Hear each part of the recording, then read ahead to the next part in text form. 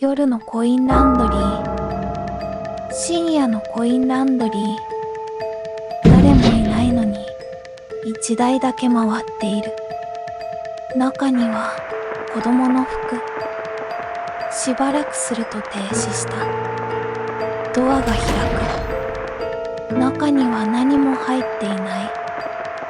床を見ると濡れた足跡が外へ続いていた。サイズは子供よりずっと小さい。